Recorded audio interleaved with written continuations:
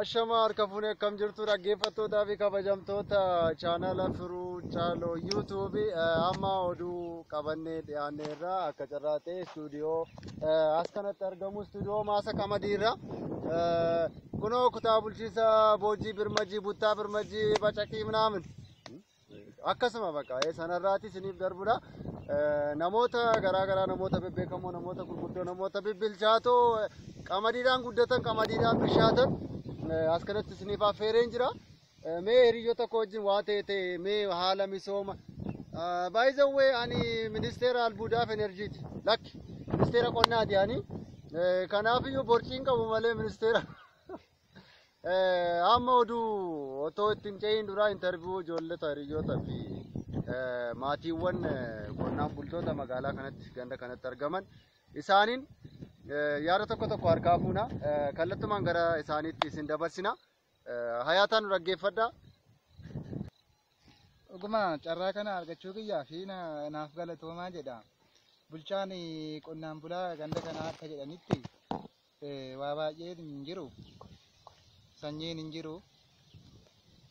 Madaabaraan hin jiru, xaa'oon hin jiru. Maal godhu? Haa ta'u lafa keenyaaf galanni isaaf haa ta'u. Xaa'oo yeroodhaan hin argannu. Sanyii filatamaa hin argannu. Haa ta'u.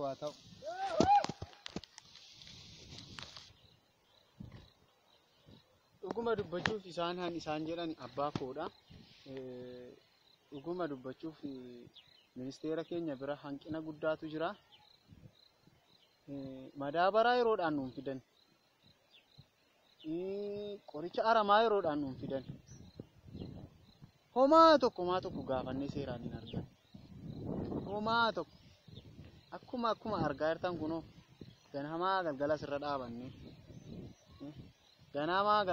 dhaabannee eegna. Asirra dhaabannee horiirraa eegna. Aramaa isheellee guyya tokko yoo buqqee bor tokko yoo buqqee illee koo gaariidha. Kun bu'aa qaba. Ayyee obbo Bortola akka jettanitti isin haaluma keessan gaafa ilaalu barataa ta'uu keessan ibsa.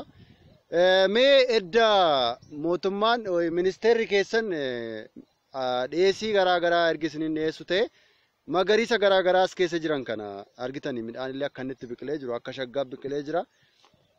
Kana akkamiin argachuu dandeessanii akkamiin immoo biqiluu danda'e akkamiin toluu danda'e midhaan kun akkamitti toluu danda'e kan jedhuun qaba yaada naan gallee mee ifa nuuf godha. Dhuguma isaa dubbachuuf midhaan kan akkatti gaafa ilaaltan haala salphaa waan dhufee as geessanitti fakkaata. Gaafa tolee akkatti kana fakkaatee bareedee dhaabata. Garuu dadhabbii meeqa dafqa meeqa ta'e kan si dhibu lafa shuma kana qofa qaba. Lafa osoo hin taane kan qotame jechuudha. Maaliif isa kaan hin qonne? Hunduma isaa akka kanatti dadhabbii kanatti baasnee hunda wal ga'uu hin dandeenyu. Kan akkas bareechine kun kan akkatti biqilee akkatti tolee dhaabate ganamaa galgala irra dhaabannee ganama bokkaa osoo hin jedhin aduu osoo hin jedhin irra dhaabanneeti malee kana homaa mootummaan kana waan nuu godhe tokko hin qabu. Waa tokko kan si dhibu haala ilaa hanqaanii hin qabne. Ijoolleen keenya illee bobbaan baatu meedaa kanarratti baate bobbaatu kan akkas nuu godhe bobbaadha ilaa bobbaa ijoollee keenya kan akkas kan xaa'oo madaabaraa ta'e kana aramaa immoo keessa deemnee buqqisa keessa deemne aramaa waaqayyo fagalatu ijoollee yeroodhaan argadheera ijoollee baay'een argadhe. Egaa dhiifamaa jalqaba jecha akkuma beekamu akka lafa kan argaa jirtan. Lafti kun baay'ee misoomeera na fakkaata ati information gaallee argachuu baatan hojjettoonni keenya baay'ee hojjetaniiru anilleen gara diiniirraan di'eedha di'ee baadiyyaa keessa bobbaatee isaaniif haala mijeessituudha waan tokko nan himaa fi akkuma argaa jirtan qamadiin kun baay'ee toleera anis waa'ee baay'ee maddii dhaabbee gargaareen ture. Akkuma beekamu gaa hojjetaa misoomaallee guyyaan torbeen dhufe nullee bakka akka hordofnee hojjettoota misoomaa kana wajjin bakka oomisha gaa akka argatan gochaa turre. Akkuma beekamu gaa hojjetaallee misoomaallee asuma dhiyaatee jira asuma jira waliin jirru gama isaattillee isin dabarsuudhaaf gaafii qabu laata jedhee isinillee gaafadha. akkuma beekamu gaa hojjetaa misoomaallee asuma jira. Hojjetaa misoomaa keenya kana maa inni kana laata waan naan geesse qabdaa?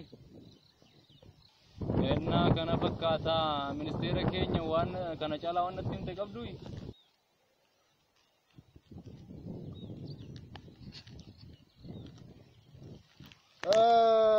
Dhaggeeffattoota keenya egaa akkuma nuti jenne hin goone uummanni waan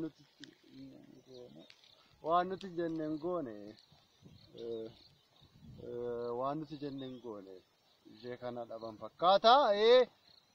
Uummanni kun gowwaadha wanta nuti hojjennuuf himanii akka nuti miidiyaatti ba'aa jennes nutti hin himne isaanii baay'ee nu aarsan jechuudha. Dhugaa dubbachuuf baay'ee qaanofne hojii har'aatti. Haalli har'aa keenya qophiin keenya milkaa'inaan hin raawwanne qophii itti aanutti immoo bareechinee akkasii dhiyeessinu kabajaan kottaa foloo godhaa ministeera albuudaati. Mana keenya seenaa maasii keenya seenaa qamadiin guutuudha. Uummanni keenya kunoo akkanatti waan nuun goone jedha. Yoo subscribe gootanii malee homaa gochuu hin dandeenyu jedha ministeerri. Ulfaadha.